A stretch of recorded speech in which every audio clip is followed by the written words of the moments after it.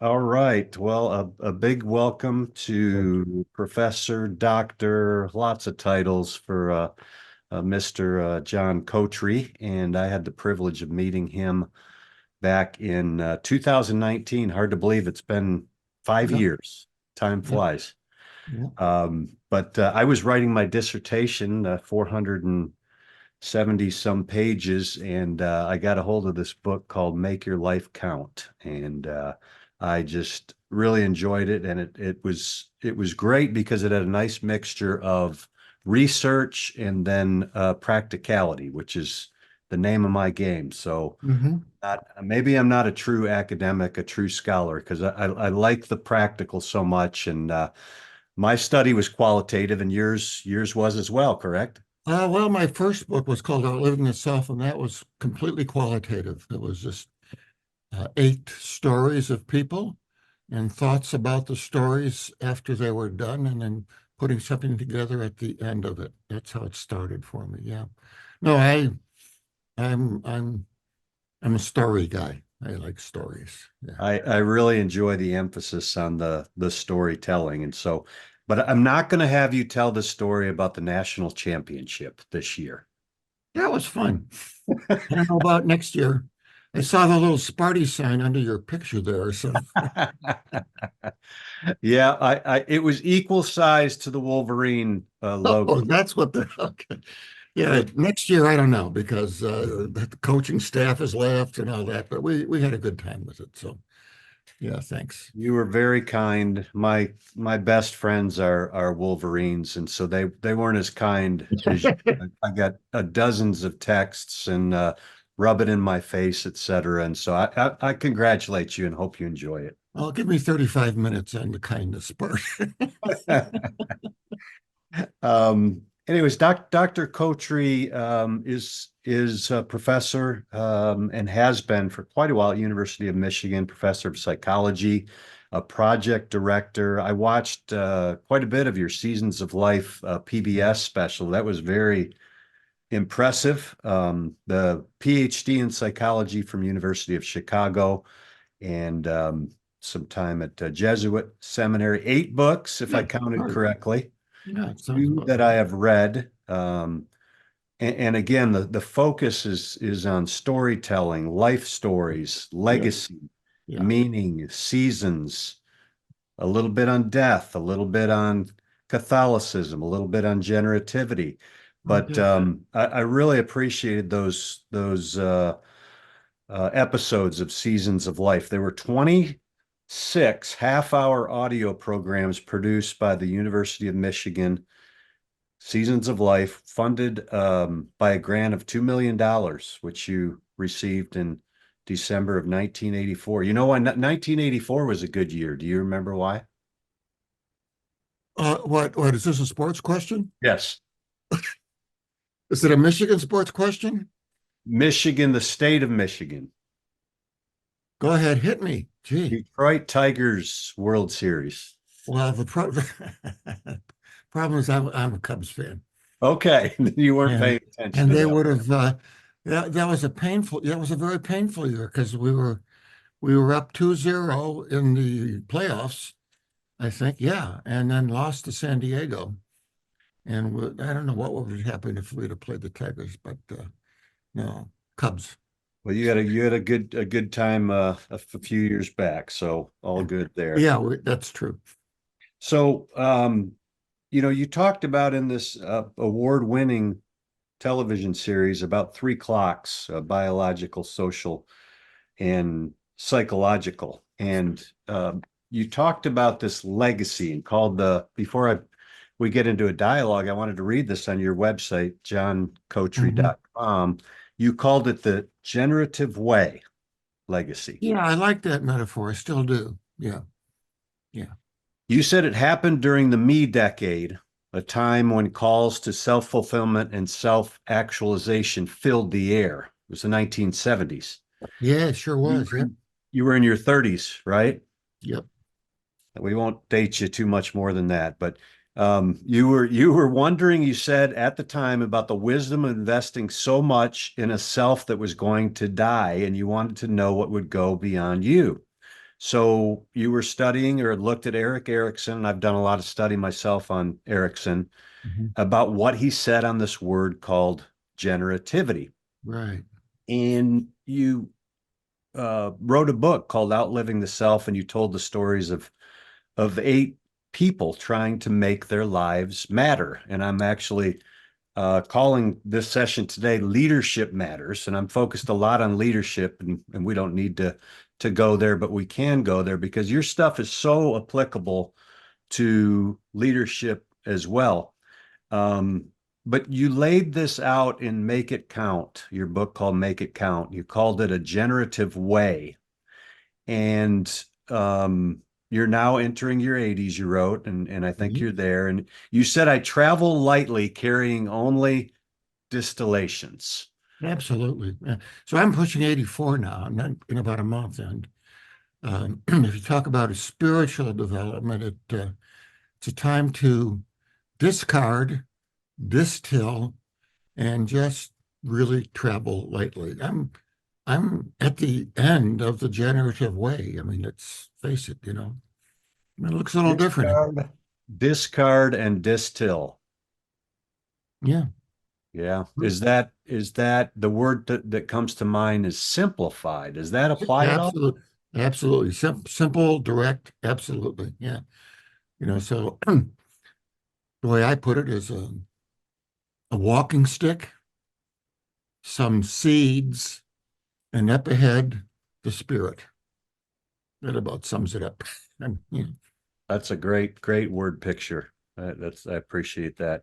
You had a few words to say. You said, I believe that in order to create the future, we have to talk to the past. It can be difficult. The fish is the last to discover the water. yeah, I think so. I mean, these things we were taught and things we were brought up on, we swim in that sea of meaning, and it's just hard to realize that, and I'm still doing this, that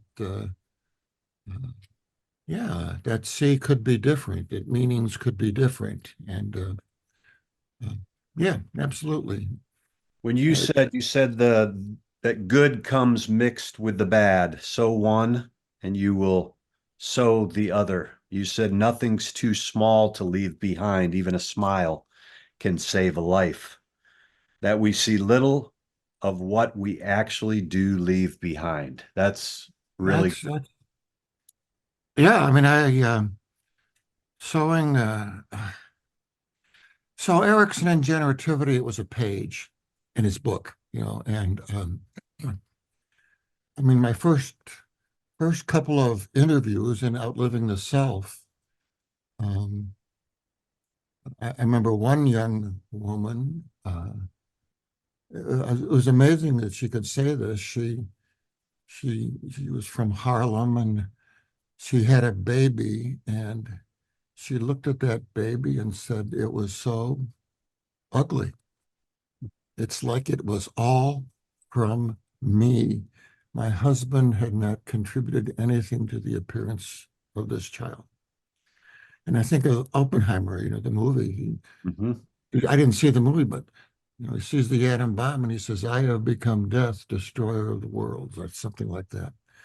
And so, you know, there's this whole dark side to generativity too, of what's passed down in the generations. The what we receive from the past, as we come to discover the past, there's dark stuff in there too, stuff that should be left behind, discarded. I call folks who do that intergenerational buffers. You know, uh, People who have taken a history of abuse in their life, they bear the scars, but they're not going to pass it on to another generation. They stop the damage going down. And on the other hand, even those who sow good cannot help sometimes at the same time by sowing bad, if you will. People who've really devoted themselves to social justice causes, some will say, I did it at the expense of my children. They weren't, they could have been better parents, but they were so devoted to something else. And so what do you do if you're sowing a mix? Um, yeah, you keep on sowing. That's Mhm. my answer. There's a gospel parable about the weeds and the wheat, which I can interpret a little different way than in the Gospels. It's just that I'm going to be sowing weeds along with the wheat. Mm, But that's kind of how it works, and I should not stop sowing and stop trying because of that. mhm. Well, yeah, there's that whole other side to what's passed down, the generational Yeah. change. Do Yeah. you feel, because you give a farmer analogy, and the farmer is very purposeful about what he plants.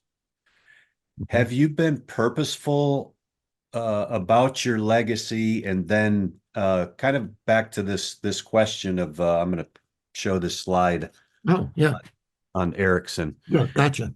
and so the first question would be, were you purposeful, or are you purposeful about your legacy, and then has that purposefulness changed throughout your life during these different stages? If you look at the research, as you well know, and Erikson didn't research generativity. Like you said, he wrote a page and a half on it. But since then, yourself and Daniel McAdams Oh, and others, Dan Stevenson, have looked at these seasons of life and shown that generativity does occur mostly in these middle-aged groupings, if you mhm. will. So maybe starting some in 5, but mostly in 6 through 8, and then stage 7 is a standalone for generativity versus stagnation. So were you purposeful about that?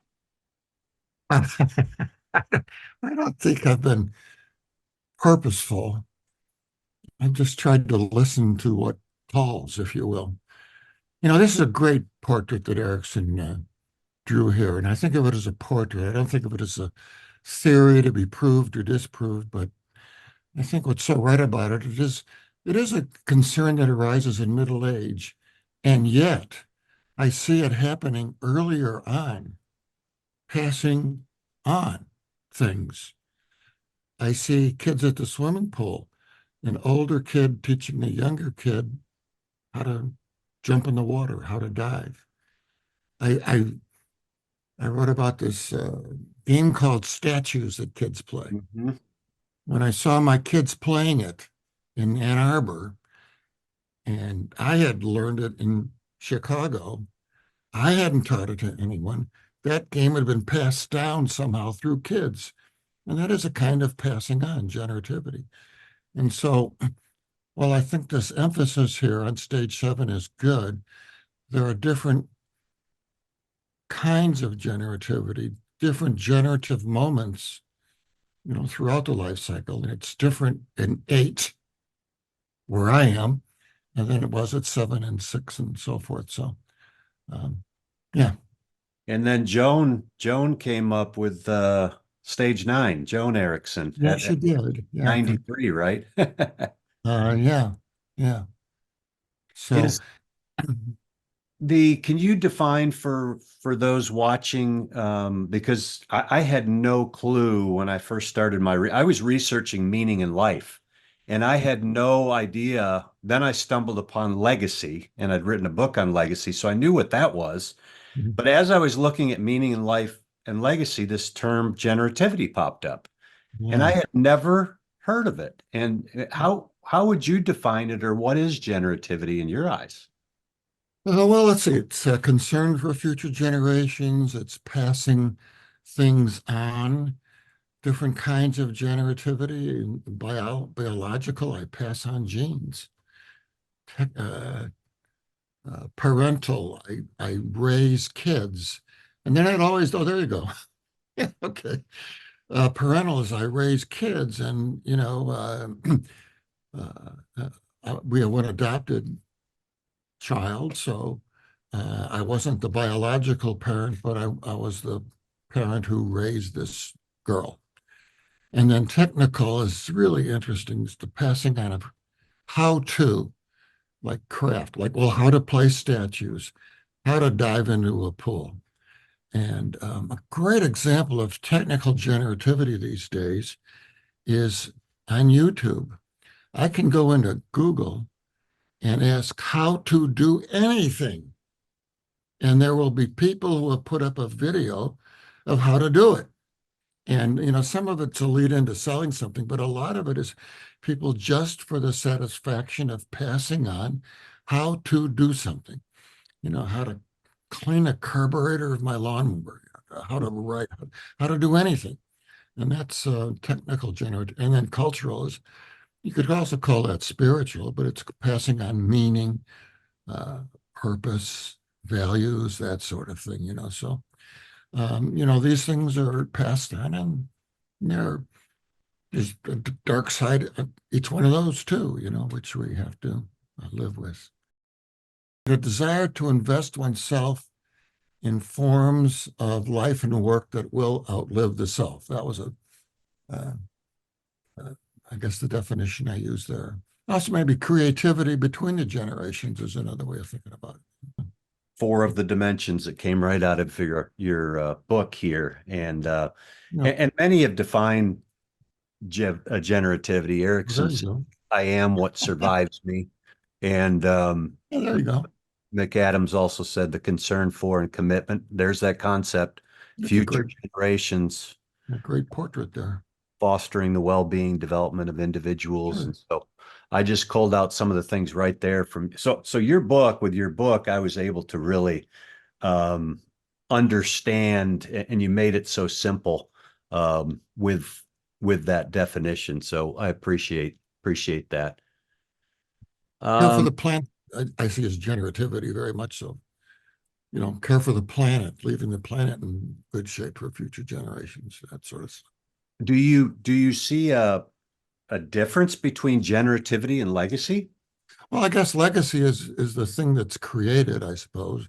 Generativity is the motive, the desire, the urge, and the legacy is in whatever it happens to be. Okay, so the result of generativity Yeah, is there you go. Beautiful. okay. Yeah. Yep, that makes sense. That'll do the Uh, trick. when when we look at leadership, and my research was on educational leaders, but if you Mhm. broaden that ocean a little bit and ask the question, how does generativity, I mean, you're generative every day as a professor, and you are a leader. Maybe you're not, like you said, being intentional about leaving a legacy. You're just answering the call. And I don't know if you know Dr. Brian Dick. He's done a lot of work on calling. I'm going to do a session with him. I just finished Oz Guinness's book on the call. So you There mentioned you go. that we won't do a whole session here on calling, but it's very unique. You mentioned that you're not necessarily endeavoring to leave a legacy every day when you get out of bed, but you are. Yeah, but yeah, I don't know what my legacy is. I don't think about it. Yeah, I just want to make the next thing.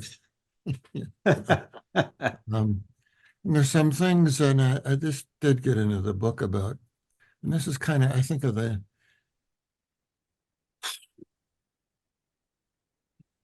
sort of the end of the way at the end of the way, you know,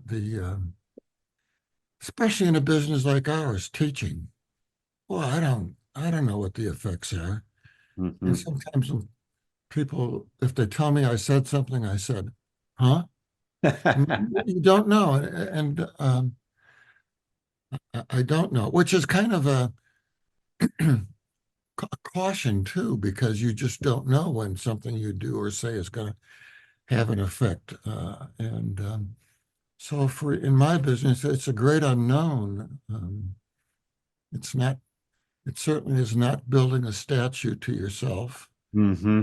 And in fact, when I asked the question, uh, who creates the legacy?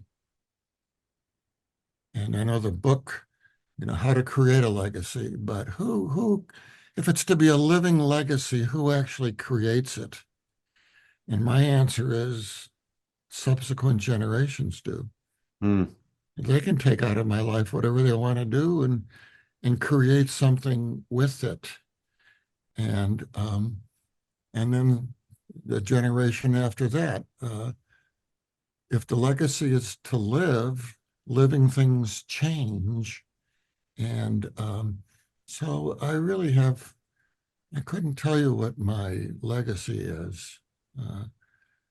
Or as Joseph Campbell said, the source doesn't care when it gives into being.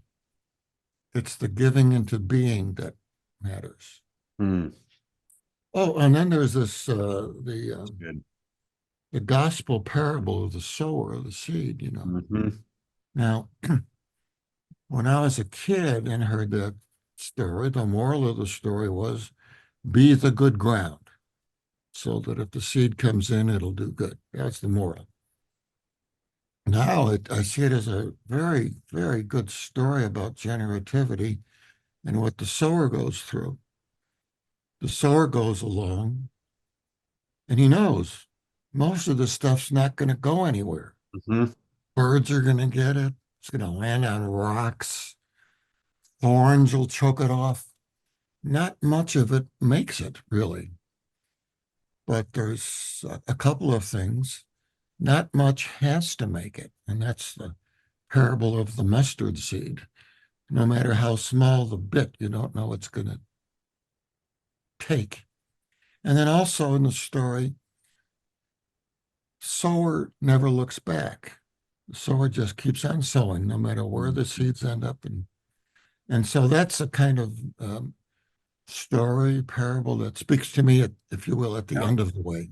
Yeah. Just you don't Well, I know. think it's really pertinent to any leader, not just in those four spheres that you mentioned, but obviously for a family, it's probably easier to understand the impact and legacy you're leaving because you're spending a lot of time with your kids, Mhm. with your Yeah, family, and so yeah, that's understood. But as a leader and as a teacher, the students come and go, the employee comes and goes, and so don't undersell yourself and look for the fruit or those great oak trees to be built up. It could take generations, like you said, and you'll never know. We'll be long gone. well, that's you'll never know. Yeah, and again, just keep on trucking.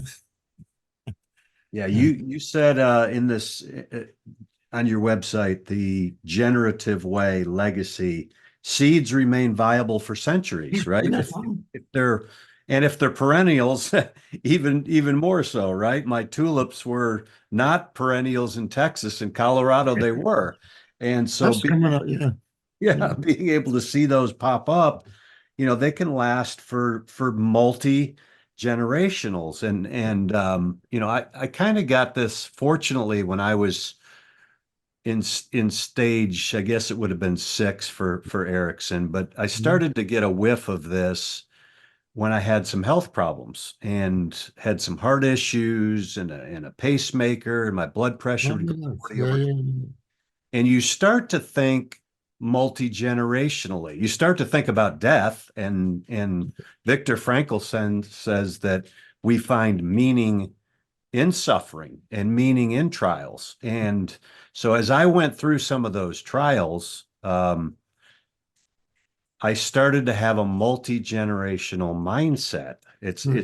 You can really get during some of these trials and seasons of life, you call them that, you can really get too introspective and too focused on my problems and my issues. And if you look outwards and upwards instead of horizontally and laterally, the opportunity to be generative, it brings you more meaning. Yeah, When that's you're neat. generative, it Yeah, brings you more yeah. resilience, more confidence, more health, altruism and volunteering and a lot of these generative acts or Mhm. generative Yeah, expressions exactly. bring a lot of positive things too, don't they? Oh, absolutely, sure. Absolutely. Because I'd never thought about what my leadership legacy was. And maybe you haven't done a whole lot of that even in the classroom as a classroom leader, as an educational leader, but it's happening. So just knowing that and being aware that you are a model and a mentor, even though it's unspoken, or even unwritten is healthy. So here's what's on my mind. This does relate in some way. As I think about teaching, which I don't do now, really. Mm-hmm. So I am working on another project, quite intensely for that. Um, but let's try it this way. If someone asked me, what would you say to the next generation? Mm-hmm. I'd say, I don't have anything to say. I only have something to see, Mm. something to see.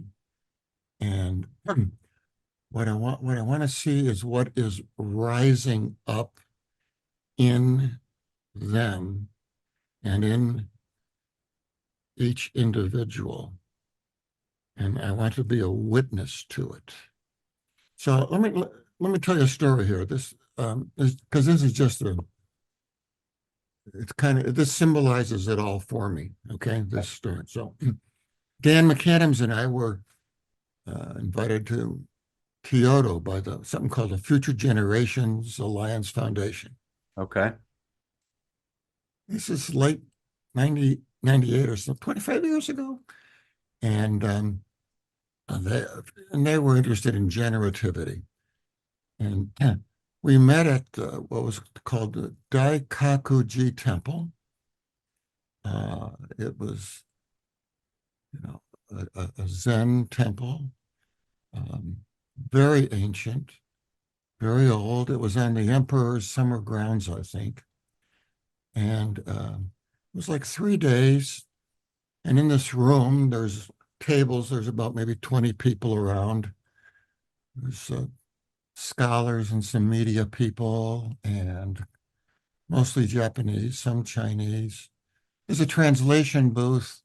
And then kind of in the back, there's a little bleachers, if you will, for, I don't know, there were like a dozen, 15 young students who never said anything, never got a chance to say anything. But Hmm. so at the end of a long day, you know how people can talk and it gets tired. It's 6 o'clock, a lot of abstract talk too. The young people are getting a chance to say something. So this young lady gets up, tiniest person in the whole room. She stands up and says something very short, and the translation comes through. And she asks, Dr. Kotre, Dr. McAdams, can you teach us to be more compassionate? And Dan and I just look at each other. I mean, here we are in this century-old building, stored wisdom on compassion, and we're supposed to tell her how to be more compassionate. So after a little silence, I stumbled out something which I felt, and it was how much hope her question had given me. Because the way I saw it as I look back now, it was just astonishing to see virtue rising up in a new generation. Mm-hmm. It's like springtime on the earth. Flowers Mm-hmm. rising. How I didn't pass anything down to that young lady. I know someone did, but to me, here was virtue rising up in the new generation. And that's kind of a symbol for me because in young people, there are seeds like that. And my job, or maybe my inclination or my love, is to be a witness, even if it's simply seeing it, Mm-hmm. even if it's simply being a witness to it. That's like sunlight to it, and Mm-hmm. it'll bring it out. So it's not That's so good. much at this age what I am trying to pass down, what my legacy is. It's what do I see rising up that I want to be a Mm-hmm. witness to? So that That's fantastic. That's a great story. it really it just it locks. I can just see her now. Her name is Chia, I'd stay in touch with her, but she didn't speak English, so I wasn't able. I have a friend of hers, but not with her. Um, but it's very symbolic for me, that one. Yeah.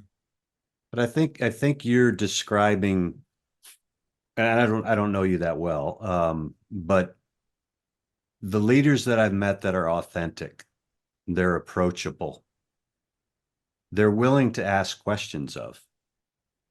And those that are prideful and have all the answers, why would a student or why would an employee even waste the time to ask the questions? Mhm. The leader is missing out on that dialogue. And so I'm glad to see that that next generation is, because there's the negative side of challenging everything and questioning everything and rebelling, but there's also the inquisitive, academic, intellectual, and even emotional. You described that on an emotional level and how it struck you Mhm. is as leaders, as individuals, being authentic, being transparent, being humble, being approachable. What a witness that is. Yeah. I mean, my teaching moments, my most memorable ones are stuff that the students created. The stuff that they had. And I did do some seminars on generational legacies, and it was with a little older group. But the last class when they bring in their stuff and we go around just amazing stuff that they have come up with. Um, Speaking of prideful, here's another question. um, you want your name on the legacy? Mm, Question of anonymity. So this, I don't know if you got to see the Nakashima piece, the yes. soul. Now, here is it's a very it's paradoxical, and it's a very interesting thing. But so I'm going to read you something that Nakashima said. Wasn't in the video, but it was in the book. So here's what he says. Nakashima is a famous woodworker, really marvelous stuff. He says, my ideal is that a craftsman should be unknown rather than known. He doesn't have to throw his ego around. In the Song dynasty in China, it's about 1,000 years ago, the craftsman never signed his pieces. Mm, Everything that they produced was worthy, artful, beautiful. In the 13th century, many of the Northern European cathedrals were anonymous. There was no architect. They just evolved. I would venture to say that every little guy, say, in the town of Chartres contributed to that cathedral, perhaps did one of the gargoyles or put up a stone. It's a wonderful, inspired piece of work. And that's what we need today. Yeah, so I think of that guy whose mm, contribution was just to that cathedral, no name. Okay. On the other hand, people look at a piece of furniture today and it's so distinctive, they say, that's a Nakashima. mm. The way you'd look at a house and say, that's a Frank Lloyd Wright, different kind of character. But just so I appreciate the unknown idea. But on the other hand, I realize that human values need a human face. Hmm. And for these things to be passed on, for values to be passed on, you need a face, a story to go with the face, maybe. So Hmm. it's just a very interesting That's idea. good. Well, speaking of names too, I hear every now and then from development offices who are working fundraising, for schools and stuff like that. And I'm always struck by they name everything. What the so and so this and the so and so program, the so and so room, and the so and so building.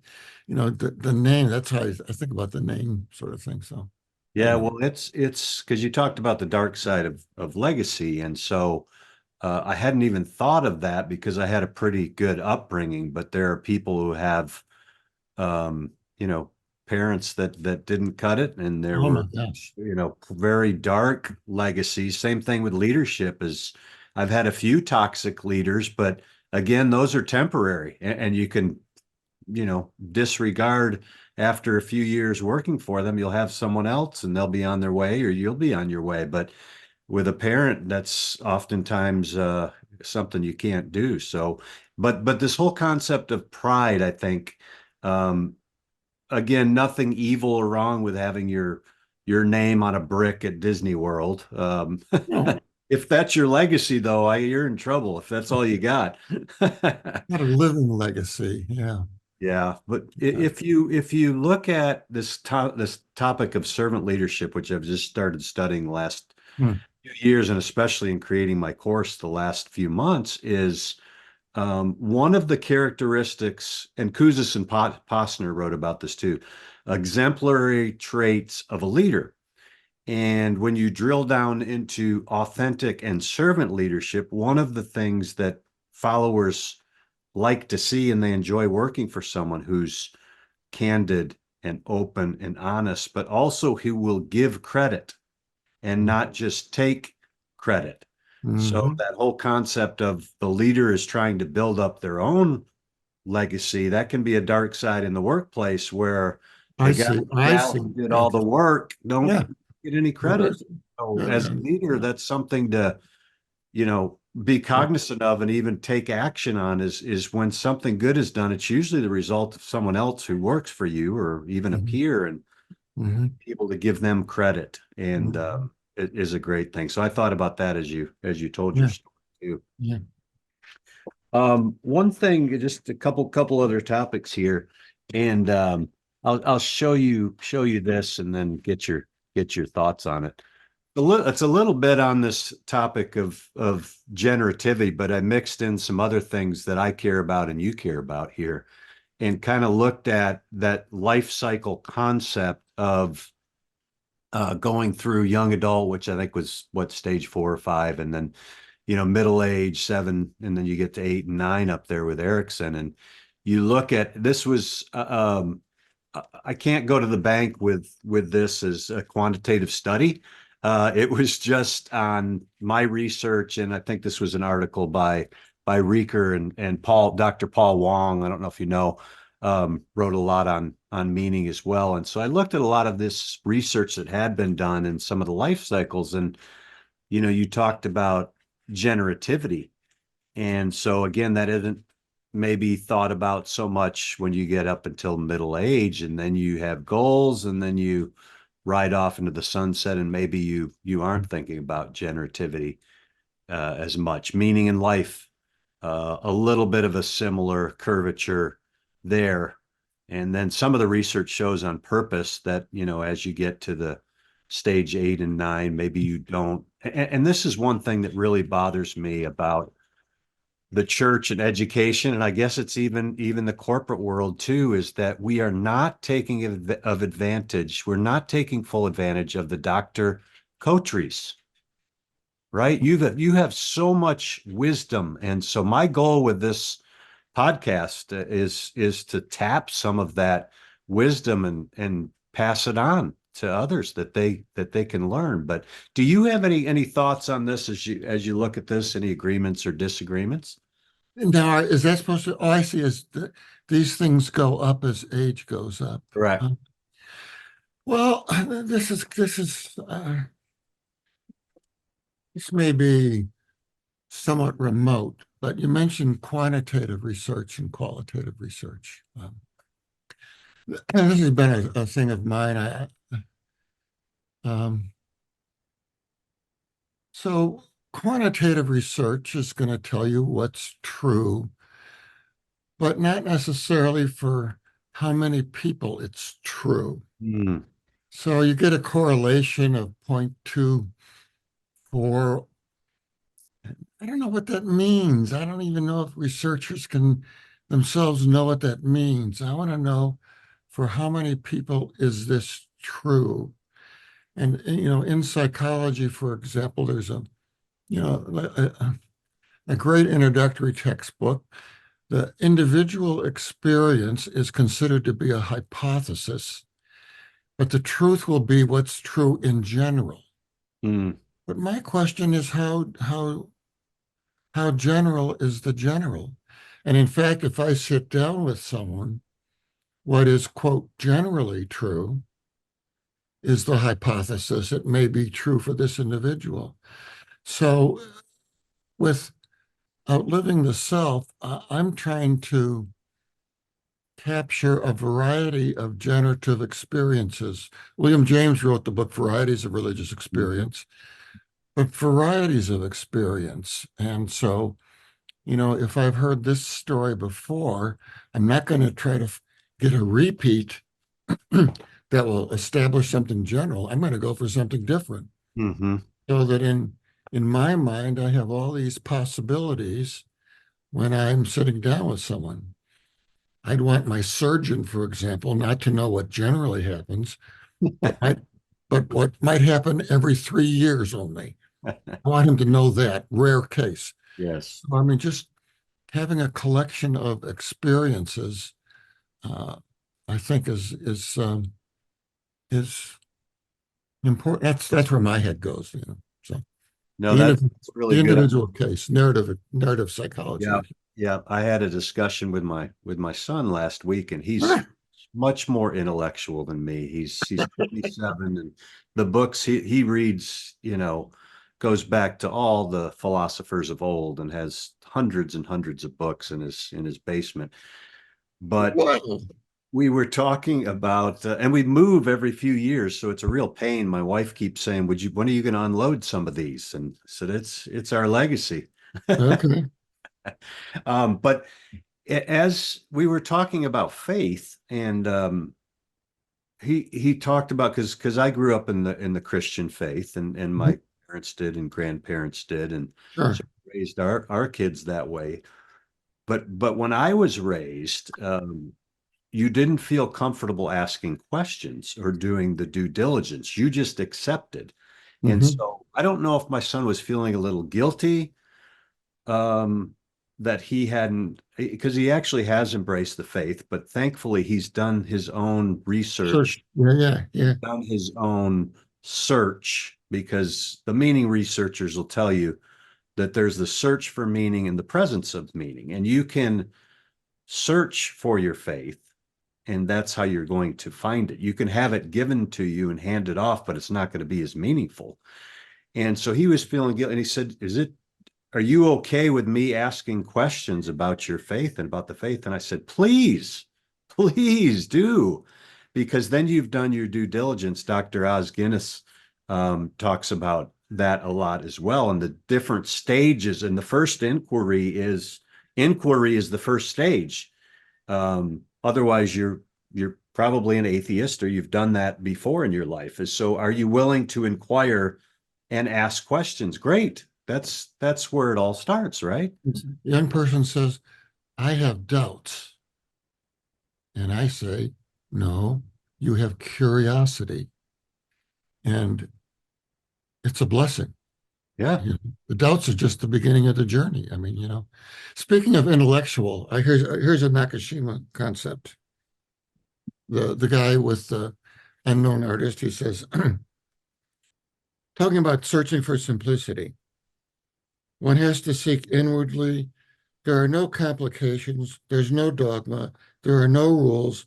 There's no necessity for great intelligence. Actually, intelligence is overrated anyway. Hmm. In the Hindu concept, intellectual consciousness is one of the lowest forms. From it, one develops a very high form of consciousness of the spirit. It's something that can be developed by anyone. Good stuff. Yeah, Yeah. that's good stuff. Yeah. Yeah. Yeah. I remember on my PhD trip to Greece, being Oh a my gosh. physicist, and boy, it was reason enough to go through that PhD program, was that trip, and just being, we were on the location where Paul preached, but also where Plato and Socrates and Aristotle Hmm. hung out and talked. And it was just like, man, we don't do enough of that in our society. Is if you look at social media, is just listen, and just being willing to have discussions, Mhm. And as you mentioned, even Erikson, just caring for each other enough. That's what generativity is too. That stage is often called the care, Yeah, taking care. Yeah, yeah. right? And so part of that is just listening to each other's, faith history and faith rationale and educational or philosophical intellect and learning. And even if you don't buy it all, even if you don't answer that call, you've Mhm. at least listened and not hung up on the telemarketer, right? And Yeah. so Yeah. it's healthy. Yeah. Yeah, you got it. Well said. I I can't remember who I was reading, a guy named Ray Comfort. I don't know if you've watched the series The Chosen at all. It's No, no. it's a pretty dynamic series, and it's out on the life of Jesus. But he was talking about it. There's a lot of argument and debates about the minutia of a particular scripture passage, and it makes me ill on social media. I'll just run from it. Mm-hmm. He was just talking about what he does with telemarketers instead of hanging up on them. He will just listen to them or talk to them or just grab any book or newspaper and start to read them an article. And they'll eventually hang up. But he said, I just feel like it's a lot more caring than hanging up on them. So, Mm-hmm. so Yeah. there's generativity, right? Even the telemarketer. Perfect. No, no, no bit is too small, Let me ask you a couple more questions. Sure. You talked about in chapter 5 of your book, Make It Count. You talked about finding a voice of your own. And I don't know if you remember the story about, or else I can kind of, you know, Yeah, read it. you mentioned in your letter, and so I actually looked it up again because Okay. Yeah, can you tell I us had not about the remembered. story when making your Sure, radio yeah. series? Because I thought it was really relevant, not just to Erikson, when he talked about identity, but this whole concept of finding a voice of your own. Hmm. Well, I mean, I'll tell you the story if you'd like. You Yeah. know, since I studied up on it, I remember it.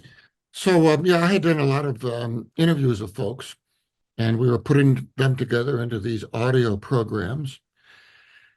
And it was time to do the hosting, do the narration for the hosting. And someone wrote some script, and the director had me read the script, and it was pretty bad. It was stiff. And the director even drew a picture of a person and taped it to a chair. He says, "Talk to the picture. That'll help." And it didn't help. So I went home eventually and with a microphone and a laptop and just started reading the script myself. And then afterwards, and then I started changing the script and I ended up just writing the script myself. And then came back and we had a new director. And so there was some technical learning that I had to do. It was very interesting. One of the things I learned was they can hear your gestures. Mm, Sounds funny, but if I'm going like this, there's more energy going in here, which is was interesting to me. But also it was my voice. And I guess the good thing was when afterwards and after they had, cleaned it up technically, they said, someone said, well, that's you. And so a voice is it's like an identity. It's not for life, it's for a particular project or particular something that you do. It can also be construed as a calling. I mean, this is what I am meant to do. And, even now, excuse me, the thing I'm working on now, yeah, there's a certain voice that I want to have conceptually, and I hope I still have some voice left to do it audio. But it's a voice that's more about image and story and not so much intellectual stuff. But it is a certain voice that's yeah. it's got to be there. I mean, it's like it's there's an authenticity and it's identity. Yeah. Identity, it's calling its voice as a metaphor.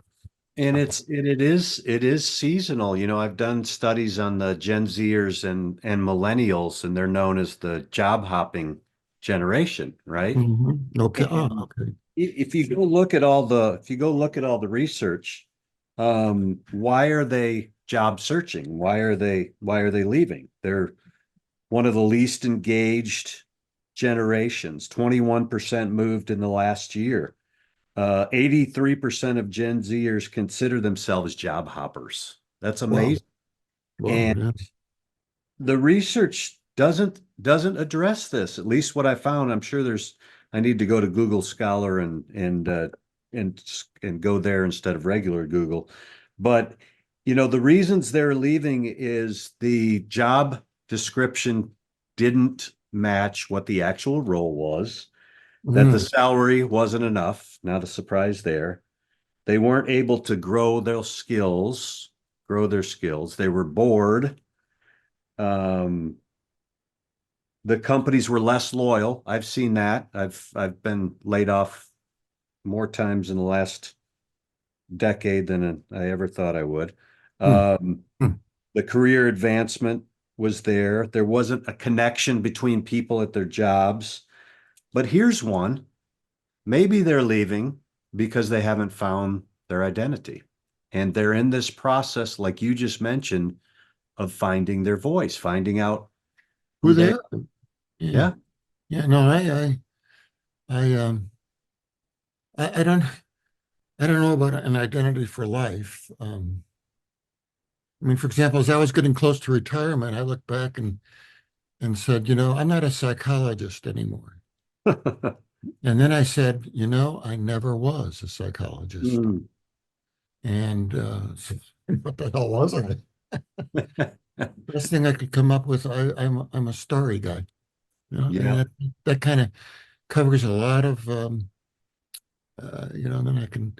the feeling in such moments, or identity moments, is that it's somehow you've always been, but didn't know it. Yeah, I'm happy to go out that way. Well, and the other thing that employees like, but also students, is when a leader takes the time to get to know them. Oh, And yeah, that's how sure. everybody's writing their own story, right? They're writing it as we speak. Yeah, well, And so, getting to know a little bit, get to know their sports teams and get to know about some of their struggles. And when they say I was out sick or they say that I had a death in the family, those are open doors as a leader to mhm. get into their lives. And if they're willing to even tell you a little bit of that, sometimes an employee or a person is just clamoring for that connection, and that's a trait in exemplary leaders, is getting to know your people. James McGregor Burns in 1978 wrote a seminal book on leadership, and a lot of it was discovering the needs of your followers, of your team, of Yeah, your peers, and just engaging and having a reciprocity in the relationship. Obviously, when it's a professor student, it's a transactional relationship. You get a grade for what you've learned, but you'd be surprised. And like you said, you've planted so many seeds that you may not be able to see that legacy, but that are going to be blooming in the next couple generations. to getting to know, I'd include the idea of sensing, seeing what is rising up. And, I have some granddaughters, early teens, I really want to be attentive to what I think of as seeds that are in them and just what may be rising up and That's a great being concept. witness to it. Yeah. If and you talk in your book about the identities, and you talked about Martin Luther developing the liberation of his voice in this whole process of discovering. Even Nietzsche, I love this because Nietzsche, a lot of times in my circles is talked about how he said there is no God and he hated God, and there's some truth to his writings about some of that. But what he said, he called the translation of the Bible the masterpiece of German prose, for it had the ability to grow into German hearts, you said. Hmm. Erikson regarded Luther's talent as paralleled in English only by Shakespeare. And like any generative voice, Luther's was ineffectual until that voice found an audience. Hmm. And for Luther, I went and reread a little bit of Erikson's book based on your inspiration. Hmm. Um, and he went from monk and priest to preacher because he had this inner voice, and it turned out to be the caller, right? Kind of a transcendent Hmm. summons in some respects. But we all have voices that we're going to. Ooh, I like what you're saying here. We all have voices, when you use your hands, the energy goes towards the mic. I like it. But he was in the process of going from monk to preacher, and he was finding or discovering his voice. Don't you even have that at stage 8 of generativity? Are you still discovering? In some ways, yes. Yeah, in some ways, yes. And something you said there, the voice needs someone to hear it, Mm-hmm. to call forth more of it. And what I'm working on now is a guy named Teilhard de Chardin. I don't know if you've heard of him. Jesuit priest and paleontologist a century ago. It's a religion, science, creation, evolution story. And there's a PBS documentary in May coming out on him. And I've written, finishing up 3 books to go with it. One's Wow. called, one's called The Earth He Loved, the other The Women He Knew, and the Story He Told. I'm really anxious now, and I tried out on my son and grandson to see what in it speaks to them. It's got to now what what it needs an audience to call forth the important stuff there. So that it but it, the yeah, voices need their audience too. Yeah. You're doing a second PBS series?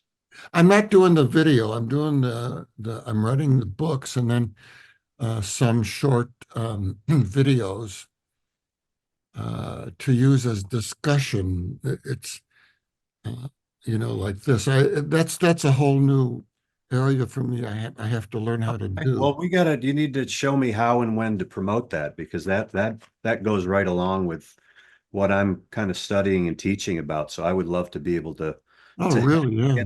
get that out, because these are the voices people need to listen to instead of Twitter. Some of the dark sides of Twitter. Well, X. the technically there's gonna, I'm this is all self-publishing because a publisher wouldn't want to do it this way, but I can use a lot of color pictures and in the ebook version, it's like if I quote him and the person hits the number, they don't get a citation. They get a book open to the page that the Ah, quotation comes from okay. because of this thing called Internet Archive. And so I'm experimenting with that technology. And part of my sense is that these days, the whole idea was how to bring this vision to a new generation. Hmm. And not that I'm not selling the vision. I'm just saying, hey, maybe you'd want to take a walk with the sky and clarify your own vision. Exactly. And but there's a voice involved in that. Yeah. Well, let's get I'll make sure when because I'm gonna publish this on my YouTube channel. And so anyway, it's probably premature to do some of that promotion, but as you become aware of it, let I'd, me. I'd love it. Yeah, I sure like to stay in touch. It's it gets into it's he was a Jesuit priest. Galileo gets in trouble for saying the Earth moved through space. So he's saying Teilhard that the Earth is also moving through time. And so as he digs up evidence for evolution, and it's not just biological evolution he's looking at, he's talking about the evolution of the planet, the evolution of the cosmos, and how he sees that. It's a what's it all about sort of thing. Hmm. Well, Yeah. I'd love to be able to, I'll Well, definitely. yeah, I'd love to talk to Oh, anybody about it. yeah. This caller and finding your voice, you went on later in your book here to talk about it's never too soon. And you look at generativity in people's 20s and back to Gen Z and millennials leaving their jobs, they're they have a desire to make a difference in their life. And that's the other reason they may get into a position and the leader hasn't given them an opportunity to fully use their skill set.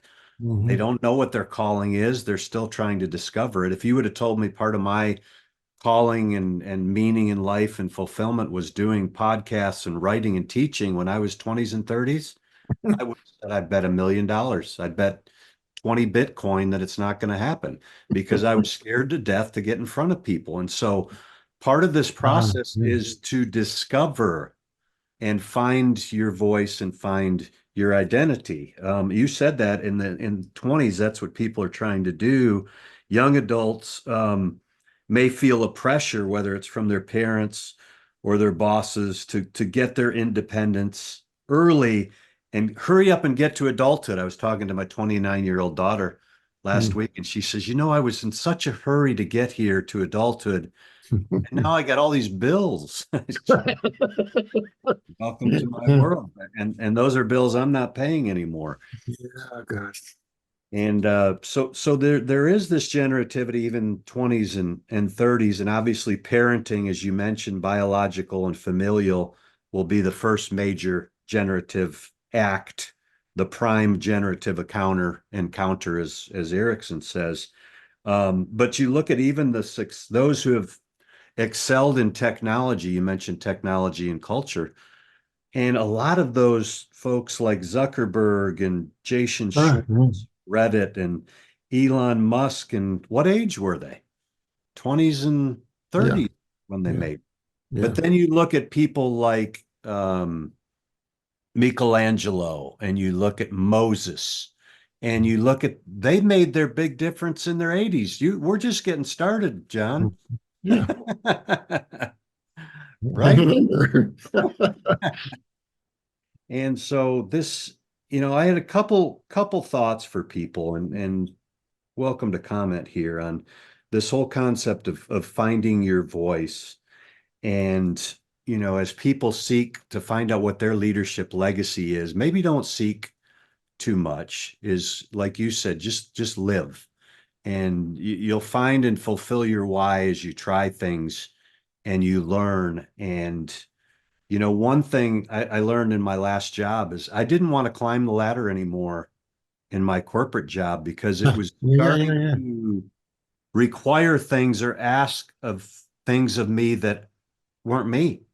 And I wasn't comfortable with whether they were ethical dilemmas and boundaries, or just how people are treated. As you climb the ladder, you tend to have to treat people. You don't have to, but a lot of leaders choose to treat people differently because it's so results oriented. And that was part of why I left my last position was I can't do it.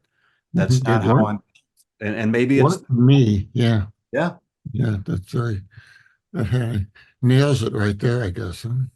Well, so be yourself, practice finding your voice, discover your strengths and passions, and make a difference. This concept of calling, and I can't wait to see your series, is sometimes the need is the call.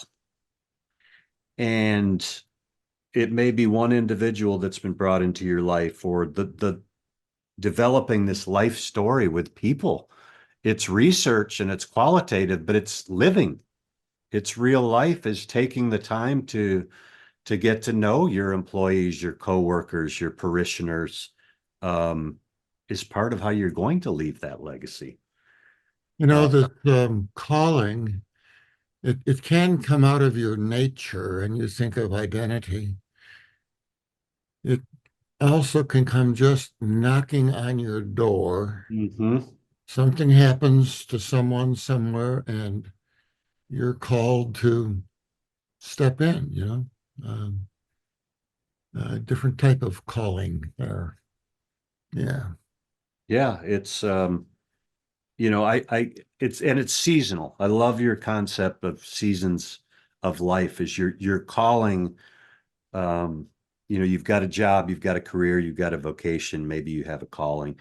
Mhm. You know, each of us has been put here not by accident. And so we've got an opportunity to make a difference. And your book title says how to generate a legacy that gives meaning to your life. And sometimes people are searching in the wrong places for Mhm. meaning. Mhm. There's Yeah. sources of meaning, which are the research shows are 20 to 30 different areas from everything from faith to family to relationships Okay. to education. And then there's also benefits of having meaning. And this is kind of what legacy comes from is okay, I've been a recipient of others' generative expressions, and now I get a chance to do the same. You don't have to wait Yeah. till your And age, my age to do that. you're, you're developing a creative way of doing that. It's kind of making it up as you go along. And I was talking with my wife, about you kind of go this way, and then whoops, then you got to go this. It's not a straight line, that's for No, it's sure. not. There's a lot of corrections along the way, and just wait and consider it spirit led, if you will. That okay, what do we do now? What do we do now? And it's Yeah. so. Let's What see. would be your advice? I so appreciate you just taking the time and Well, I very much enjoy this conversation and would like to stay in touch. Uh, definitely. And we're gonna get this, we're gonna get the word out on this. And I want people to know Dr. John Kotre. And I was asked in a job interview this past week, they said, who what leader or leaders do you aspire to be the most, or what leaders have had the greatest impact on you? I can't remember the way the question was worded exactly. Um, and I gave it some thought, and I've been studying on servant leadership and on transformational leadership and on heroic leadership. And so um, my answer to them was, do you want the leaders that are dead or alive? Because, and I can't remember who said it. Maybe it was C.S. Lewis, but he said some of my best friends are 200, 300, 400 years old. And I didn't understand that. But as I've read and read and read more, some of the leaders that I aspire to be are they've only written and I haven't had a chance to meet them. And so for me to have this opportunity to meet from you and hear your understanding and your knowledge and understanding equals wisdom. And so to be able to gain some of that wisdom for me selfishly would be just that, selfish. And so we're going to get this out, and hopefully many will be able to gain from your wisdom and knowledge. And I so appreciate it. well, I thank you for the feedback. That's very encouraging, and it just tells me to keep on trucking. You know. You may have 20, 25 years left. You look Mhm. at the average age of, Well, yeah, really, and cognitively, I'm hanging in. So yeah, yeah, you look at those curves we showed earlier, and you still may have a quarter left here. There's this book called Halftime by Bob Buford, which is a great book. And he talks about how are you making an impact in your second half? And are you thinking multi-generationally? And so I'm just so appreciative that you're still trucking. Is there one piece of advice you'd give to the next generation? Any nope. thoughts you'd leave them with? Sorry. So, I don't. What do you say? It hasn't been said at some graduation ceremony somewhere. Make it. Make it count. Expression, make a difference is kind of a younger generational thing, but no, I don't. I just want to be a witness to what's rising up. And I know that in terms of work that I do, uh, It's got to be smaller bits. I don't want to start anything big. Small bit. I'm also looking very closely after my wife for many years. Okay. So it's a whole other ballgame there. So Well, that is my battery's about ready to die, so okay, I will edit this and take out anything too obnoxious. I think we did pretty well, and I enjoyed the conversation. I did too. And we'll put I'll put the contact information, how they can find your material, both on your Great. website and on YouTube, and of course the books that you've written. You're a great storyteller and academic and scholar, and you have heart and soul. So I appreciate that. And you can't find that in all academics, sir. Thanks so much, Doug. Good talking to you. Thank you, sir. Yeah, bye. Take care.